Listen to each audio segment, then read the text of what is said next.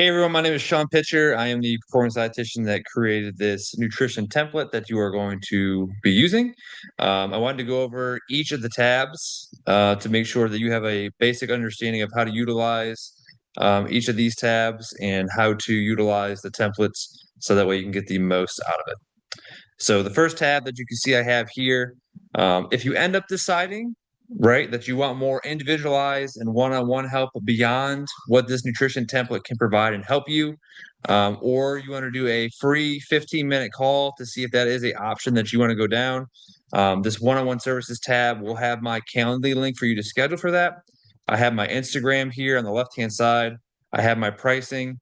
If you have any questions in regards to anything about the template, you can see my email is down below here, sportsrd607@gmail.com.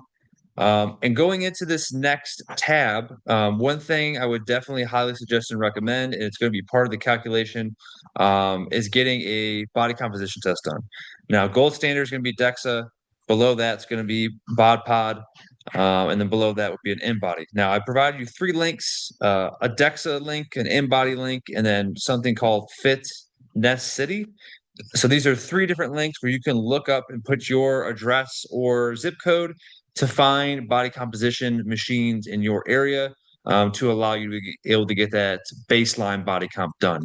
Why is that important?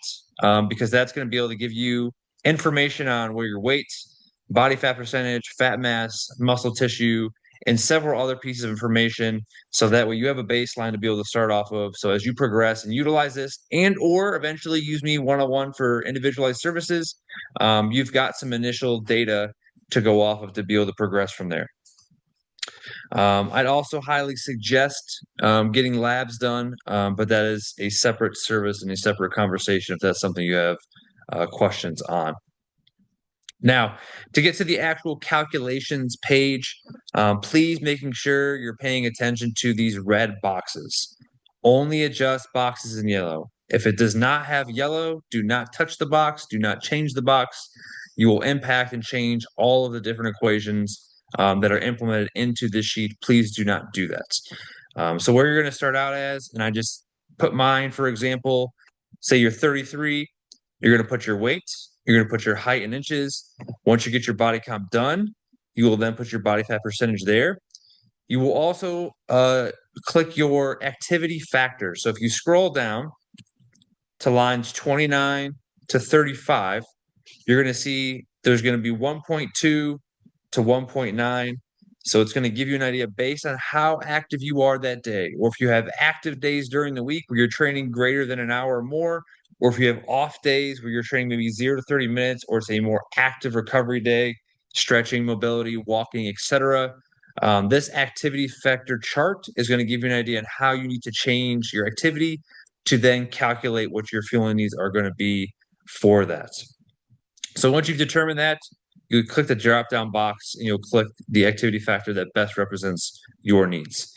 If your goal is to gain weight, maintain weight, or to lose weight, you will put that goal in there as well. And then you can also click how many meals you want to have a day. So as little as 3, up to 8, and then that'll fraction out some of your fueling needs as we go into some of these other tabs as we go along. You can see if you're a female based or a male. This section right here will break down how many calories you need if you're going to lose, gain, or maintain. And same thing for females.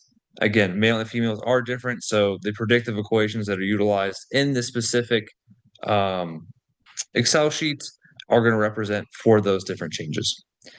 Now, I have in here in box 4, if you're going to have a training day versus an off day, it gives you some basic suggestions on what your carb versus for protein versus fat percentages should be.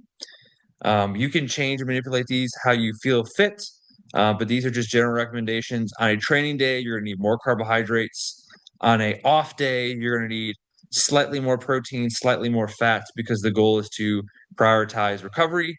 And typically on an off day or where you're doing less activity, your body is going to prefer to utilize fatty acids instead. So if I scroll over here, whether you're a male and or female, you can be able to change these percentages to whatever you want, and that'll be able to change the gram, the calories, etc., to manipulate to what you need it to. If you need more charts over here for carbs and or protein, typically if you do resistance training, I recommend 3 to 5 grams per kilogram body weight. If you're doing a majority or most of your training as endurance, you may want to hop up to probably like 5 to 12 grams per kilogram body weight. Same thing with protein. If you're more of an endurance-based athlete, 1.2 to 1.6. If you're more resistance training athletes or tactical military personnel, first responder, probably be 1.8 to 2.2. If you're someone who's really focusing on trying to lose body fat, fat mass, or trying to lose weight in general, you may want to go into the 2 to 2.5 grams per kilogram body weight for your protein there as well. And then you have a small chart here that'll help represent what that specifically looks like. Also on the bottom here, what you can also do is if you want to see how much fluid you need to take in based on your sweat rate, you have this available. So let's say I weigh 209 pounds and I got done with an hour and a half training and I weigh 204 pounds.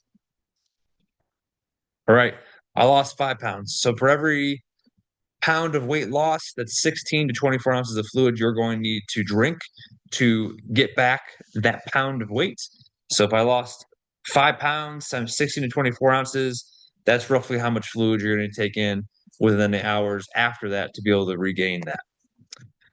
It'll also give you a percent loss based on how much weight you lost. Anytime you have a 2% or greater loss in body weight in water, can cause up to a 10% decrease in performance. So the more we can try to keep that below 2% and manage that, the better performance output you're going to have in and around your training. Okay. I've got 2 different templates here that you can utilize. This one has food lists on the bottom for proteins, fats, vegetables, fruits, grains, dairy products. What you can do is if you want to do the drop down box options, you can click the protein, right? Carbs, fats, vegetables, fats, dairy, etc. You can click the type of protein that we have there, and then you can click the serving size, and then it'll shoot out the protein, carbs, fats, and or calories. If you don't want to get super sophisticated, there is also where you can just physically write down what your specific meal is going to look like for fruits, vegetables, carbs, protein, what supplements you're going to take at one time. You could also put the time up here, what time you want to do those things based on how that fits into your schedule. If you want to have this to calculate your fueling needs and you feel like utilizing specific apps may be more advantageous for you, I listed 3 different apps there if you want. When it comes out to measuring your food, I have several different ways. There's a hand method, there's using measuring cups, or I've also listed 5 different scales you could buy to measure out your food.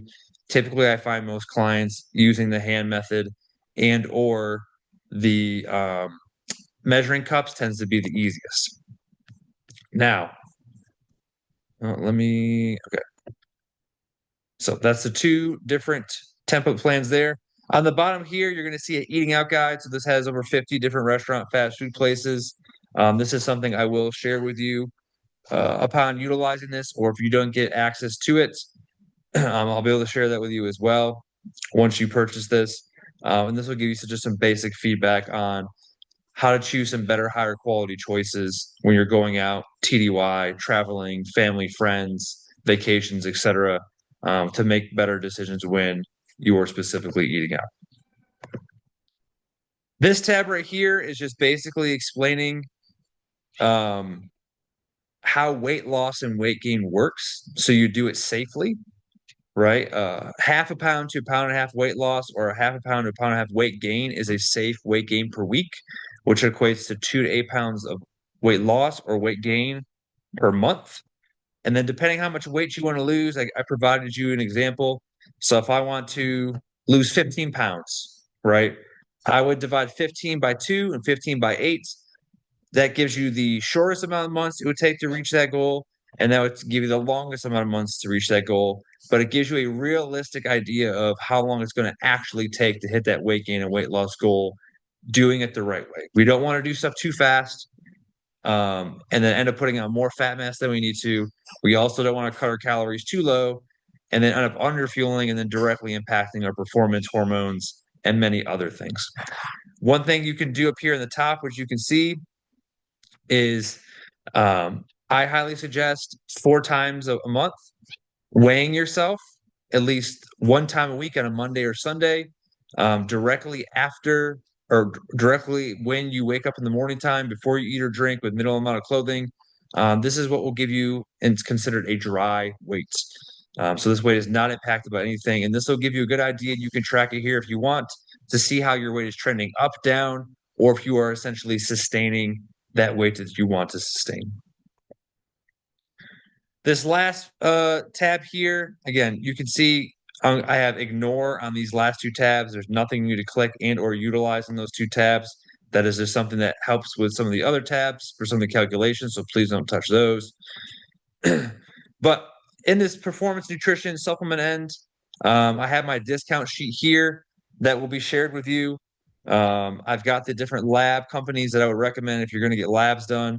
And then I just have my top 5 supplements that I typically recommend to every client and just a general background of what these supplements specifically do, the dosages. And I have in the top left corner up here, you can see all the third-party NSF certified brands I would recommend. If you do not want to use one of these brands, I would highly suggest and recommend using the NSF for Sport app, which you can then look up any supplement to make sure and see if it is actually third-party tested or not. So big thing here, again, if you have any questions with any of these templates or any part of the templates or any of the tabs specifically, don't be afraid to reach out to me to let me know if you have any questions. Last little thing here is they also attached 3 different handouts to give you some visual representations of portion control from using your hand and or measuring cup approach, and then just a meal prep guide and meal prep ideas to kind of further continue to support and give you the resources you need when you utilize this template. So hope you guys enjoy. Hope you guys get a lot of help from this and you're able to maximize, optimize, and reach the goals that you want to. Again, if you need one-on-one help, that is something that I also offer too. And just reach out to me and let me know. You guys have a fantastic day.